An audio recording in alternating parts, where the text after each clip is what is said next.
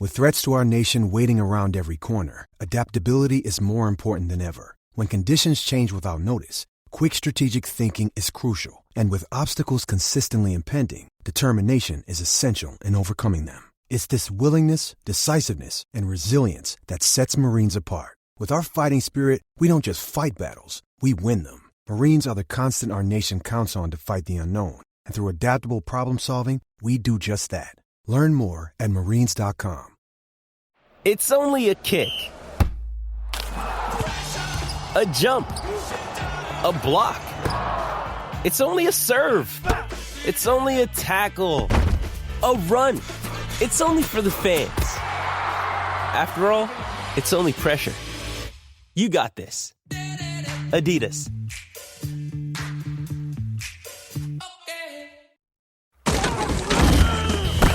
Welcome to the College Football Survivor Show, where playoff survival is always on the line. Here are your co-hosts, Doug Lesmerises and Shehan Jeyarajah. All right, so it happened. 4 teams survived, and we're here. The ranking Shehan just came out a couple minutes ago. We have the matchups: number 1 Alabama versus number 4 Cincinnati in the Cotton Bowl, number 2 Michigan versus number 3 Georgia in the Orange Bowl. We're going to talk about what we think of these rankings, these teams. We're going to react to the games on Saturday that got us here, and then we're going to have a whole month to preview this stuff, Shehan. What do you think of this foursome and these two matchups? Yeah, I think that with the way that things went on Saturday, this to me was obvious. I think that this was clearly the matchup. You can haggle about Alabama 1 or 2. You can haggle about Georgia 2 or 3. You can haggle about Michigan where they should be. I think would have made the argument in the room for Cincinnati to be a little higher, but I think that this was always going to be the case. I think these were always going to be the matchups once these games happened. The only question was the order. And so I think that it makes sense. I mean, for all that we say about the committee, and Lord knows we all have our complaints about the committee in our own ways, I think that they arrived at the right answer. Now, I think it feels bad in hindsight now, seeing what Georgia did in their first game against a top 19 opponent, because their only other win is number 20 Clemson. It feels a little worse. I won't lie to you after seeing that, but Georgia the whole season long obviously was dominant, at least against the competition that they played, even though it looks a lot more like a Clemson situation than an Alabama situation right now. But these are the 4 teams. I think they all deserved a shot to do it, and I don't think that there was necessarily a team that clearly proved that they deserve to be over these teams. So I love what ifs. At certain times, at other times, what ifs drive me nuts. So I want to do a couple what ifs, but I don't want to bog down in it because we have to get to the fact that Georgia needs to bench its starting quarterback during bowl prep, which is always interesting. So we also have plenty of time to talk about that later, but the Stetson Bennett should probably start his hedge fund now because he certainly should not be starting against Michigan on December 31st, given what happened to Georgia. And I think our new view of Georgia, that if our view of Georgia was the greatest defense we've ever seen, and it almost doesn't matter who the quarterback is, George is at the point where it actually matters who your quarterback is. And if it matters who your quarterback is, then it can't be Stetson Bennett, Kirby Smart.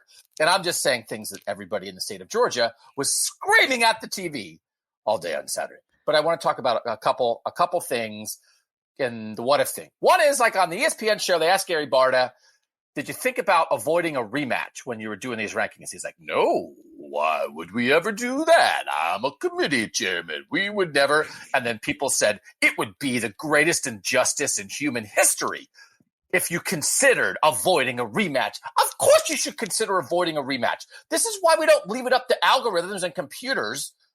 We have humans in the room. Nobody wants to see Alabama, Georgia again right away. This is much better. And if I was in the room, even if I'm not allowed to express it, because then Gary has to come out. So Gary can stand up and say, hey, everybody, let's not say out loud avoiding rematch. So I can tell the people on TV we didn't think about it, but you're allowed to secretly think it in your head as you vote. Shehan, I don't want Bama, Georgia back to back. And that's not a sin. It's real. It's better for college football that this is it. These are the matchups, and it's not about the rankings at this point. You're in. It's about the matchups. Because otherwise, it's about what color jersey you wear. I don't care. So Bama, Cincinnati, and Michigan, Georgia make the most sense. If Georgia had beaten Alabama in a way that Alabama didn't get in. We had talked about, Michigan, Cincinnati, the semifinals is very possible. But once it's two SEC teams, I don't want teams in the same conference who have already playing in a semi. And it's okay to think that because I'm a human who is capable of assessing what is best in the world and not just acting like a numbers robot. No, and I mean, look, for example, if there was a situation where we almost tried to manipulate it, where a team doesn't make the field because they're trying to avoid a rematch, I think that's what they don't want to put into the world, right? Like that's I think what they're worried about, the perception being that, oh, well, we didn't put Notre Dame in because we didn't want them to play Cincinnati again, for example. But if there's an argument, and there's always an argument, I can't think of a scenario where there wouldn't be an argument to slip a team between 3 and 4, or an argument to flip 1 and 2. It's just easy to me, right? And like you said, it doesn't really matter in practice because, I mean, yeah, you'll be at the Orange Bowl versus at the Cotton Bowl, but like, I don't know, man, Bama fans are going to travel fine. I think everybody's going to live. I think everybody's going to be okay. So it's just, I don't think that it ends up mattering. I think that I'm not saying that it's front of mind necessarily when they're having these conversations in the committee room, but you'd be foolish not to have it, right? I mean, I think that you do have to consider because you've also just seen that game, or unless it's like maybe something where like basically that 2018, I think, Alabama-Georgia SEC title game, right, where they win on like the last second, whichever one it was. Nobody wants to see the rematch again. Nobody definitely wants to see a 41-24 game rematched right away in the college football playoff. And we might get the rematch, but they'll earn the rematch. Don't give the rematch. They earn the rematch, because if they both win and then we get it, then it's like, okay, well, we had this thing. Then they played. They showed who they are now, and they've earned this right. Fine, great, awesome, wonderful. But God, like the idea. Reese Davis was like, "How dare you, sir?" It's like, Reese, chill out. Worry about something that matters. The other thing is this. The BCS, there's a BCS know-how Twitter account that formulates everything if the BCS was still happening. The 6 computers still exist. The AP and the coaches poll, so you can still slot them in, even though at the end the BCS is using the Harris poll because the AP said don't use this. Anyway, you can still simulate the BCS. And they make the point that every year in the playoff, I guess they've gotten the same teams, right? So here we are again. So most of the time, really, most of the time, it's not super controversial. And in the end, there's 2 more things I want to talk about before we talk about benching Stetson Bennett. I'll put benching Stetson Bennett in the headline. If I had a punk band, the name of my punk band would be Benching Stetson Bennett. And the title of the debut album would be Hedge Fund Quarterback, would be the debut album, Hedge Fund Quarterback. Put your hands together and then we'd go to Georgia. We'd play our first gigs in Georgia. And it'd be like, put your hands together for benching Stetson Bennett. And everybody would be like, yes! Woo! And they'd be like, oh, it's a band. But just like everyone says, you should name your band Free Beer. And like everybody shows up for free beer. And it's like, tonight, come to the bar for free beer. And then it's like, and now, Shehan's new ska band, Free Beer. Mine's benching Stetson Bennett. The committee didn't end up with a tough decision. So there's 2 things I want to address first. First of all, the heartbreaking, just absolute nuts ending of Oklahoma State, that you get 4 shots, you can't get in. That running back looks like he's got the corner. I still don't know how he didn't get the corner. And you're 6 inches short of the pylon. Didn't matter.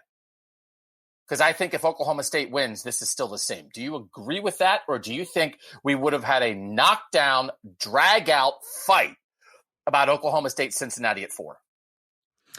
I think that we would have had to fight about Oklahoma State, Cincinnati at 4. And I think that we also maybe would have legitimately have gotten Georgia in that discussion, because I think the calculus changes at that point when you're comparing 3 teams versus 2, because in this scenario, I think it's very easy to kind of just be like, well, Georgia overall excellence, whatever, even though their resume isn't great. Well, if you're in a situation where you've got undefeated Cincinnati with a win over the team that they ranked number 5 in the country, and then you've got Oklahoma State, who would have a win over, at this point, number 9 Baylor, I think it's number 14 Oklahoma State, and then another win over top 10 Baylor.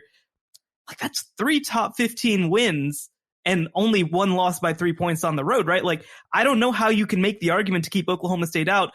And so I think a three-way discussion becomes very different than a two-way head-to-head Cincinnati-Georgia discussion to me. So I think it would have changed the calculus quite a bit, to be quite honest. I like to think that it wouldn't have resulted in them just being like, all right, Oklahoma State over Cincinnati, because that would have made me want to jump out a window. But I do think that it would have changed the discussion. They might have still come to this conclusion, but I don't think it would have been unanimous.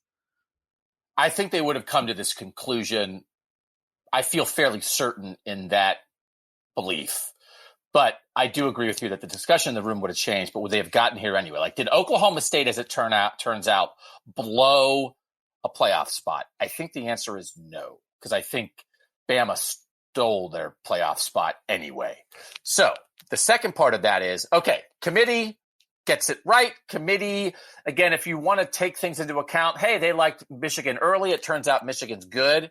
I do have a take. I actually went to the Big Ten championship game and just sat in the stands with my daughter because she's a huge football fan, and I don't get to sit and watch football games with her most of the time because I'm covering them. So every time Ohio State's like not in the Big Ten championship game, we just go to hang out. So we went to see Penn State, Wisconsin 4 years ago. We went this time, and Michigan is really good. Michigan can win the national title. Michigan is really good. But the thing I want to get to is this. The point you're making about the Big 12, the idea that two-loss Ohio State sitting on a couch is number 6. Because they've, as we record this, we didn't wait for the bowl pairings because good luck with everybody in the polls. It's vacation time, but it's not what matters. That Ohio State is ranked ahead of two-loss Baylor that has a Big 12 championship and has a greater collection of wins by far. Ohio State has one decent win over Michigan State. That's it. That's the only team Ohio State has beaten. Sucks faith out of the committee for me, man. It's like, well, they got the right 4 teams, but it's kind of because they couldn't screw it up. Ohio State at 6 is indications of, I think they were capable of screwing this up if we had gotten more chaotic. Yeah, it's always about the process, right? Because, and that's even when we look down ballot, it's looking at that process. And that's why I try not to read too much into like 20 to 25, because I don't think that they use any sort of process to that, right? I think that it very much is a little bit of confirmation bias or making a point or making a case or whatever, right? I mean, they're sleepy after 3 or 4 cookies. They get sleepy. I mean, Kentucky, suddenly a top 25 team again. Look at that. Georgia's 3 top 25 wins. How about that, right? But, I mean, I will say, right, I do think that this bothers me a little bit because we've heard all the time that conference championships matter, that top wins matter. And historically, I think the committee has been pretty consistent of valuing wins over losses, right? I mean, back in 2014, yeah, Ohio State loses to a bad Virginia Tech team, but it should matter, I think, more what they did, who they beat, than who they lost to. And in the case of Baylor, you got a team that has 3 top 15 wins. Like you mentioned, Ohio State has that one over Michigan State, which they kind of just found where the inefficiency was and exploited it over and over. It was just a team that couldn't match up with them well. And so the question is like, does that one good game that they played against a team that has any sort of pulse, does that outweigh the 2 times that they got beat pretty bad by the other top 15 teams that they played, right? I mean, I don't know. And somebody asked me like, oh, well, if you put Baylor and Ohio State on a neutral field, who do you think wins? I mean, I think it would be a great game, but that's not really the point, is it? Like, the point isn't really like, do you think that Ohio State could find that inefficiency? No. Baylor does the things that Ohio State struggle with. They run the ball well and they defend on the line of scrimmage really well. But like, if we are in a position, even though it doesn't matter, none of this matters, right? This is about the process of the committee. We're questioning some of the results that make us question the process. Yes. Right. Because we've heard, again, conference championships, quality wins, beating bowl teams, and there is one team in that scenario that's clearly been better than the other from that perspective. And if that's just kind of thrown out because they think Ohio State's just better, because I'm assuming advanced metrics, I'm assuming that that's what they're relying on. What does that mean? What is that? And the thing, like I joke about the fact that like the committee loved Michigan and it turns out Michigan's really good. But the reason we know Michigan's really good is because they've won games that matter. It's not because it's still metrics. It's because the results then match the metrics. The results for Ohio State don't match whatever the metrics say. The results do not match it. And if you're eye testing your way to like, I just think Ohio State's better. Why? Honestly, why? Why do you think that? Because they have 3 good receivers? I don't see it. when you watch how well coached Michigan is this year, Michigan is incredibly well coached on both sides of the ball. And you compare that to what Ohio State does defensively, both from a personnel talent standpoint and the way they were coached this year, you are a fool if you think, oh, no, I'm sure Ohio State. No, you're wrong. Like, so don't. And the metrics don't have, like, it's not, and the resume on the field does not back it up. And then, by the way, again, that Oregon loss looks worse and worse and worse and worse. Awful. Without Kayvon Thibodeau, and we see what Oregon really has turned out to be. That turns out to be a bad loss. The Michigan loss is a good loss because Michigan's really good. The Oregon loss is bad. You have one decent win. Baylor absolutely should be ahead of Ohio State. Thank God it doesn't matter, because the committee in the end made me really nervous about squeezing in an Ohio State team that honestly has done nothing to deserve to be there. And if you are claiming that you think like Notre Dame doesn't deserve it either, well, Notre Dame has like one good loss, just like Ohio State. Notre Dame doesn't have a crappy loss to Oregon like Ohio State does. So like Oregon's not that good, it turns out. And Notre Dame, all right, well, they only played North Carolina and Florida State and USC. At least they beat them. At least they beat them. And then you compare Notre Dame's win over Wisconsin to Ohio State's win over Michigan State. Notre Dame should be ahead of Ohio State. And if you think Ohio State should be that high, God, it makes me nervous that there are people in that room who are talking themselves into things that are based on reputation and perception that are not real. A lot of what we thought about Ohio State turned out not to be real. Now, some of what we thought about Georgia also turned out not to be real. But Ohio State proved it twice. Georgia only proved it once. So that's where we are. Thank goodness it doesn't matter. We got the right four teams, and then Ohio State can go play Utah. And again, Ohio State's going to play a team in Utah. It's going to be the 19th time they've played a better linebacker than any linebacker on Ohio State's team when they played Devin Lloyd in Utah this in the Rose Bowl. We're going to come back, and we're going to talk about my new band. Do you play any instruments? Not ones that would appear in any sort of band that you would. I played the oboe and the violin. I was going to say you give off a clarinet vibe. I got a clarinet vibe with you. That's my wife. That's my wife. I'm the oboe player. We can work with that. I play the trumpet. We're going to be one of those like with like a horn section in our band. So we just need a bassist, a drummer, a singer, a lead guitar player, a rhythm guitar player, and then we'll be ready to launch benching Stetson Bennett, because we have trumpet, oboe, violin, and your wife plays clarinet. She's in. Is she in? There you go. She's in. I will spend the month of December writing the first hit single off the new album, Hedge Fund Quarterback, from the new band, Benching Stetson Bennett. Next on the College Football Survivor Show. The College Football Survivor Show, where playoff survival is always on the line. All right, Doug and Shehan of CBS Sports, who's just cranking out the stuff. Man, for real, like bookmark it. Can we bookmark Shehan? If we just Google Shehan, like, do you have a page at CBS Sports where we can get all the stuff, or do we have to read all the CBS Sports stuff to find you? Yeah. If you Google my name, CBS Sports, then you can see my writers page. If you want to type it into the address bar, it's cbssports.com/writers/Shehan-Jeyarajah. So, if you wanted to do that, I've, how many things have I written in the past 24 hours? It's been quite a bit. You know how many things I've written in the past 24 hours? None. I was eating pulled pork at the Big Ten championship game. Sounds amazing. Yeah, it was really good. So I love pulled pork. I love all pulled meats. So here's the thing. Yeah, you agree with that. You live in Texas. So let's talk about, what was the thing I was talking about? Oh, that's right. The former number one team in the country needs to bench its quarterback. This is what Georgia did to open the game. Punt, field goal, touchdown, punt. So 3 punts on the first 5 possessions. Not great. Second half, it's a game at the half. It's a game at the half. First 3 possessions of the second half, interception, turn it over on downs, pick 6 interception. G-O. We talked about this. We weren't the only people. I mean, everybody saw it. And Kirby Smart did not want to rock the boat. Nick Saban has rocked his boat. Okay, that might be the first single. Nick Saban has rocked my boat. That's the first single. Okay, so it's rocked. You've got to change. I was a little surprised he didn't go to JT Daniels at some point once the game was over to let JT see it again and loosen up.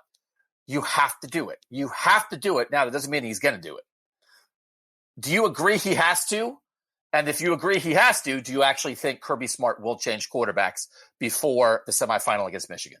I do think that he has to do it. I do think he's going to do it. I think that what he saw with this game is that it wasn't close, right? If it was a close game that Georgia just lost and Stetson played well, I think that that's a different situation, right? I think then you just try to tweak some things and try to make it better. But this is a different situation. This is you went out there and you got blown off the field, right? I mean, this game was not close, especially in the second half.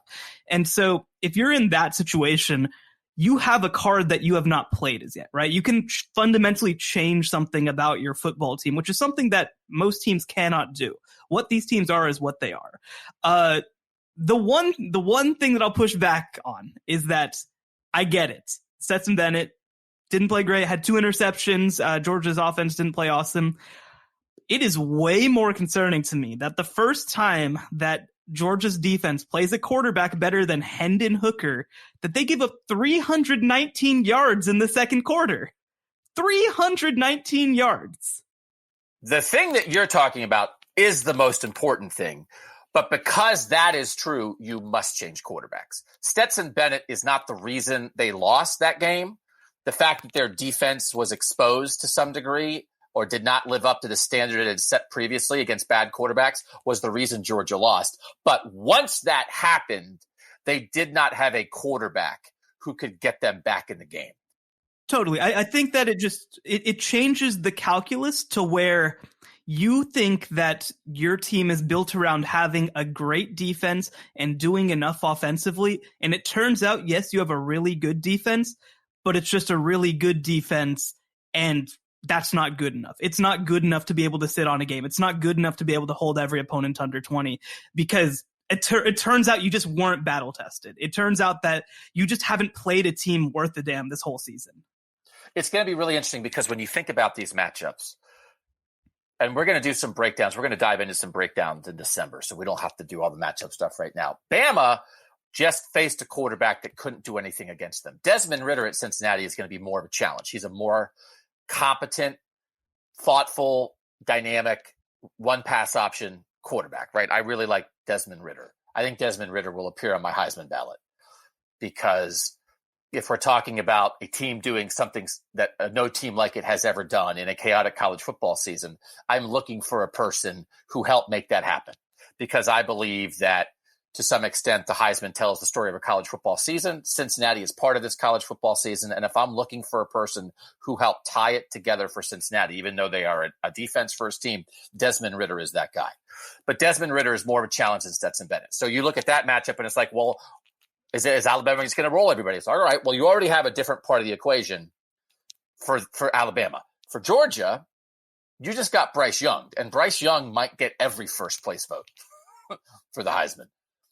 I think the 3 people that I'm thinking are on my ballot at the moment, again, I think I have to reflect the season and the playoff. I'm thinking it's Desmond Ridder, Aiden Hutchinson, and Bryce Young. Because Georgia, if you thought like, hey, who's the Georgia guy? It's like, nobody. That defense isn't what we thought it was. But so now you're Georgia, and it's like, man, we just got Bryce Young. It's like, okay, you're not facing Bryce Young. You're facing a really good rushing attack, a well-coached team in Michigan, but it's Caden McNamara, not Bryce Young. So you also change the calculus for Georgia. So what we saw in Georgia, Alabama, it doesn't mean we'll see that when Alabama and Georgia play again if they both win, but it's also very different matchups for both those teams.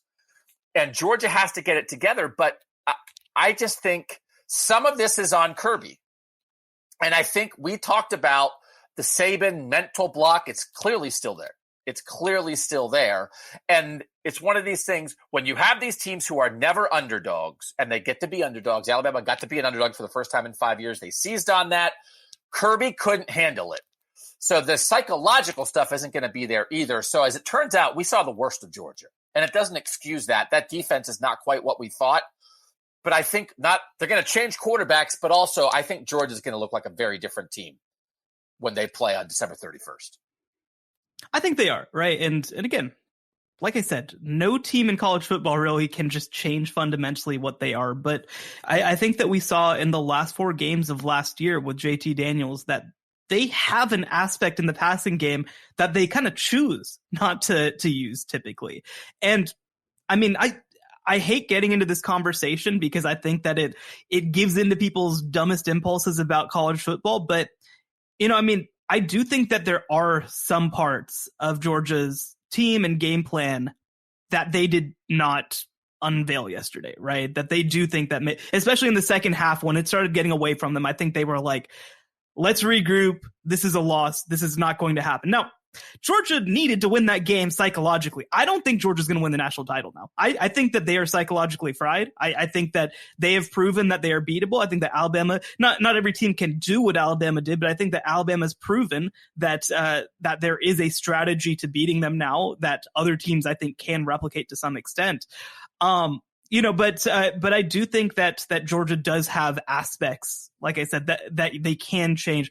They're going to get George Pickens back for bowl practice. He played a little bit in the final 2 games, but they're going to really get him back. And George Pickens was their best receiver for all of last season, right? So they can make fundamental changes, but I am worried just psychologically more than anything else for Georgia in their biggest game since the national title game, I guess in 2017, I think it was. I am concerned about the fact that they came out and laid one of the biggest eggs that we've seen Georgia lay. It really calls into question everything we've always questioned about Kirby Smart, which is, okay, well, you can kind of build it, but can you execute it when it matters? And that is a legitimate criticism that remains when you do this in this game. They threw that 37-yard deep ball back shoulder to George Pickens. At one point, I was like, they're back. Like, this is the new, not that they're back, they're here. This is new Georgia. This is what we've been waiting for, Georgia. And then it was like it was a blip. George Pickens had one other catch for like 4 yards. It was a blip. Brock Bowers is one of the biggest offensive threats in college football at tight end. They got multiple tight ends out there. You can see the threats, right? That's the thing, Shehan. They've been so injured in the passing game, but their guys are back now. As you said, Pickens is only going to get more back. Jermaine Burton is back now. They have the 2 tight ends with Bowers and Washington. That Washington sort of post up for the touchdown in the end zone. Man, he looks like a power forward going up for a rebound on something like this. There are things that in the process of Stetson Bennett not getting it done, there are moments when it's like, man, I think Georgia has a chance to be good on offense. And they need a quarterback who ties it together. So they're going to get to that. And that's how we'll talk about Georgia during the course of this. Let's talk about Bama, because I am intrigued. I'm not intrigued. It actually annoys me. I'll just say annoyed. That's like a B-side. I'll just say annoyed. I'm not like Nick Saban, rock my boat. I'll just say annoyed. Saban is like, you guys didn't believe in us. We were the underdog, the rat poison stuff. I get it. And like the media is like, you're so great. Nick Saban is like, okay, it's just coaches being ding dong. And then Jim Harbaugh's like, nobody believed in us after we were 2-4. Michigan was 2-4 last year. People thought Jim Harbaugh should be fired. So it's like there was you gave us plenty of reason not to believe in you, Michigan. Yeah, that's on you, man. I don't know what to tell you. We went 0-12 and you thought we sucked. It's because you sucked. Alabama should have lost last week to a backup quarterback for Auburn. And it's like, you didn't believe. It's on you, Nick. It's on you, brother. This isn't us. This is you. Alabama and Michigan absolutely gave everybody plenty of reason to doubt them. So if Nick Saban wants to play the college football season in a sealed vault with nobody around because, like, hey, talking about football is so egregious to him, like, rat poison. But that's the thing. Bama got up for this because for the first time in 5 years or 7 years, they got to be an underdog. I call them overdogs. I've seen it happen to Ohio State every now and then. Ohio State goes through the Big Ten. They're supposed to beat everybody. Then Ohio State gets on the national stage, and when they go against Clemson or Alabama, they're often the underdog. But it's like you're a team that has talent and experience on the big stage, and now you're not expected to win, and you cherish that. You're an overdog, and it happened with Ohio State against Clemson in the semifinal last year. It's like, oh, great. Like all Bama lives with for a decade is expectation. They finally have the expectation lifted, and it's like they're off and running. So maybe we all should have seen that coming more, but we did talk about it, right? There was some intangible stuff here that went towards Bama. Kirby not being able to handle it and Saban getting to be an underdog.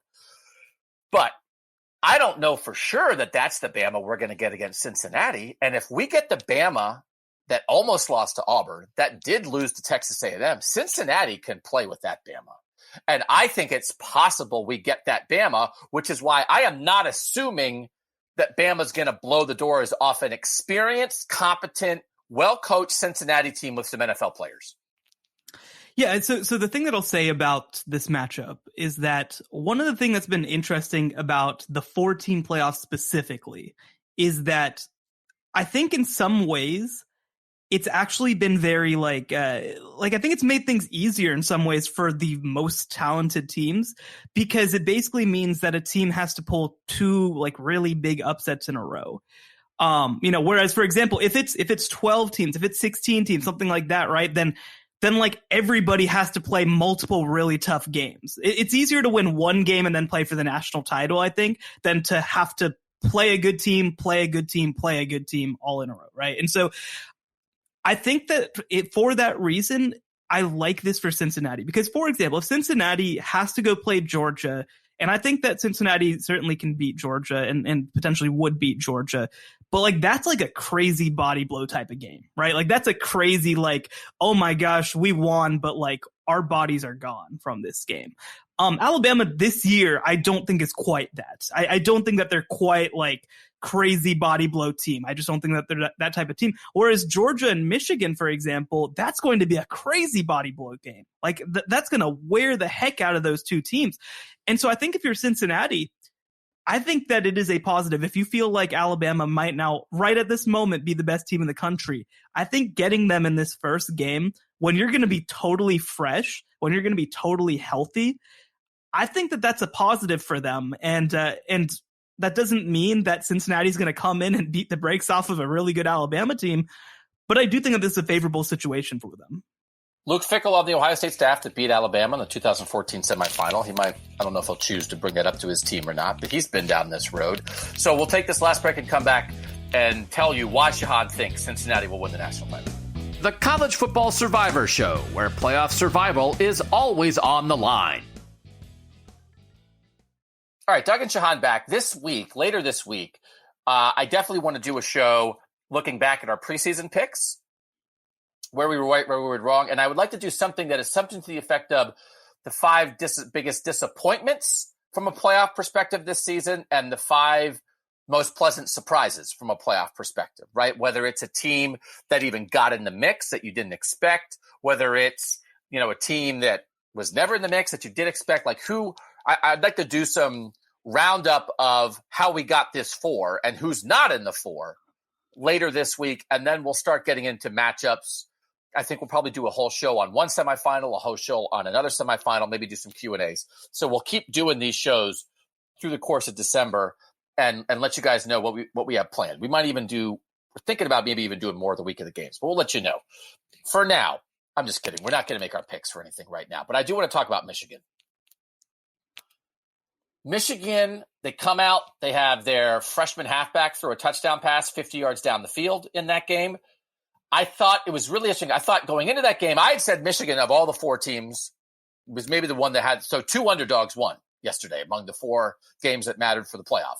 Baylor beat Oklahoma State, Alabama beat Georgia. I had said, I think it's Michigan's the most likely to lose if someone loses. So I was wrong on that. But it's because I thought Michigan and Iowa were kind of similar. They're good defenses, run first, not great quarterbacks. And I thought that game showed, while maybe their game plans are similar, how they go about it is so dissimilar.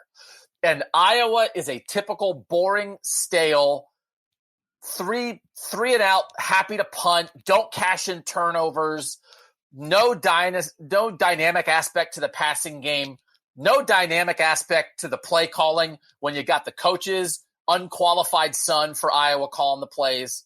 Embarrassing. This is the thing when you hire your son as the offensive coordinator. It's like you can't even have a discussion about firing somebody who maybe deserves to be fired because it's like, that's my boy. That's my boy. One time when I was at a show where I was people got hypnotized. I'm very good at getting hypnotized because I fall asleep quickly. I got hypnotized and I had to go up on stage, and the hypnotist person told me to pretend that my shoe was the Lion King cub, and I was supposed to hold my shoe over my head like Rafiki does with Simba in the Lion King.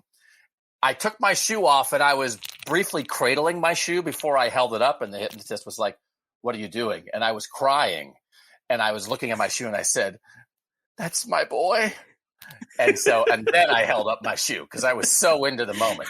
So that's how Kirk Ferentz feels about Brian Ferentz. He looks down at that shoe and someone says he's hypnotized. And they're like, Kirk, you have the 120th ranked offense in major college football. And he looks down at Brian Ferentz and he says, that's my boy. And he's hypnotized in believing that he should keep him as offensive coordinator. That's not my point. My point is, you could have balance offensively without throwing and passing. You could have balance within the run game. Michigan is so dynamic in the run game. Inside and outside, power and counters. Like, it is so dynamic. Josh Gaddish is doing a great job. They don't make mistakes. They don't get like this. There's not like pass interferences. They're not jumping off sides. They are so solid. Plus, they have the best defensive player in college football. Plus, they have some dynamic guys at running back. Man, there's a formula there. And Michigan, if anybody doubted the Ohio State win for Michigan, they followed it up with an absolutely dominating performance that makes me think that can work in the playoff. I think that Brian Ferentz should be tried for war crimes because that is the worst. It's bad. I have a new appreciation for teams that, after watching Michigan all year, after watching Georgia even all year, right? I have a new appreciation for sort of how teams can be dynamic with the way that they do the run game, right? Even Oklahoma State, for example. Iowa is like what people think when they think of like just terrible run-based offense, right? Where it's literally just like, let's just give the ball to Tyler Goodson and literally run into our own linemen because we just don't have a plan, right? Like that's what I want. I just want a plan. I just want to understand what you're trying to do. I want to understand, where was he supposed to go on that? Where was the lineman supposed to? None of it looks like it's coordinated at all. And it just makes me so angry watching it. But that's beside the point. I'm glad that we don't have to watch that team in the college football playoff. No, but I do have an appreciation for Michigan. I think that they've been really dynamic. I think they've used sort of misdirection a lot more than they have in previous years. They sometimes were a little guilty, not to the Iowa extent, but of being very inside zone saturated and kind of just being like, we're going to run it up the gut, and if we don't win our one-on-one battles, and like we're screwed, sort of thing. And I think that they've gotten a lot more dynamic in that regard. I think that that defenses aren't as prepared for what they're trying to do, and Cade McNamara has just been good and efficient. He's been good enough, and I've been pretty impressed by what I've seen from this Michigan offense so far. I'm definitely curious to see it against a really good defense in Georgia that does have those guys that can win one-on-one battles. But I do want to derail this for 1 second and give a requiem for the playoff that could have been, because if Alabama loses that football game against Georgia and Oklahoma State, let's just say hypothetically, makes it in, we're looking at 4 teams that have not won a national championship since at least 1997, right? Michigan won one in 97. Before that, it was Georgia in 1980. Oklahoma State has a hilarious national title from 1945 that was calculated by the Sagarin ratings that I don't really count. And Cincinnati's never won one. So like we would be at best or at worst having a first title in 41 years with Georgia, or I guess, or 97 with Michigan. Instead, we've got the 2020 national champs back in the field as the overwhelming favorite. That sucks a little bit, but it should still be a lot of fun to see 3 teams that really haven't been on this stage before have a chance to win a national championship. As we have said a million times since the very first show in July, 20 of the first 28 spots in the playoff were taken up by 4 teams. 3 of those teams missed the playoff this year, but Alabama survives. And that's what you're talking about. We were in a world where people want something new. Michigan knocked off Ohio State, something new. Oklahoma State took care of Oklahoma, almost something new. Clemson was wiped out from the start, but Georgia had a chance to vanquish Bama and give us something new. And that, that's the thing. I mean, like, people want new stuff. It's like, well, it's still going to be like conference champs from the best conferences. You're still looking at SEC champ, Big Ten champ, Big 12 champ, probably. It's just somebody else has to be the champ. So that's what we got. We got different champs, so we have a different playoff, except it wasn't quite different enough. Bama survives. So we now are in a situation where 21 of the 32 spots have been taken up by those spots, but by those 4 teams. But you almost were at a spot where all of them would have been out. I think it's a good playoff. I think Alabama-Cincinnati has a chance to be a really good game. I think Georgia-Michigan has a chance to be a great game. I think Georgia-Michigan has a chance to be great because I think it is two, as you said, physical football teams. And to see, like, when we watch that, again, that diverse Michigan run game against, like, the Ohio State defense, like, well, Ohio State's defense isn't very good. Iowa's defense is better, but still had no chance. Okay, now here's Georgia. And Georgia's going to be so happy that it's not Bryce Young. They're like, okay, we respect this run game, but we'll take that over Bryce Young finding Jamison Williams. How was Jamison Williams that wide open in the middle of the field for that catch and run that sparked Bama and they're off to the races? What kind of shell zone was that Georgia was playing that it's like, what's the thing that's going to happen here? Well, Jamison Williams is going to kind of run across the middle of the field, catch the ball in stride, and then run away from everybody like he's in the Olympics. Do you think maybe you might have a plan for that, Dan Lanning? That was awful, and then that's what got Bama rolling. Bryce Young, you're allowed to not get sacked after 1.3 seconds. We have to cover that long. I was told that nobody was allowed to throw further than 7 yards against us, but it turns out when you try to do that, it makes playing defense a lot harder. So yeah, it's no, and I do want to go back to what you said. You know, definitely some people were like, well, it's just the SEC champ, Big Ten champ, second SEC team, all that. I mean, all these teams are different, right? All these teams have different fan bases. Just because Michigan's in the playoff as the Big Ten champ, well, they're not Ohio State fans. Like, they are fans of the Big Ten, but like, it's different, right? It's more people getting included. It's with Cincinnati, you know, I mean, obviously, I think that they're going to put on in a lot of ways for the whole group of five, right? Every team that's not in these Power Five conferences is going to be excited about them making it. And so, no, it's a good thing that these teams did. And the other thing that's great about it is that all of these teams very much earned it. Every one of these four teams that made the college football playoff, you know, Georgia earned it by being consistently excellent for 12 games.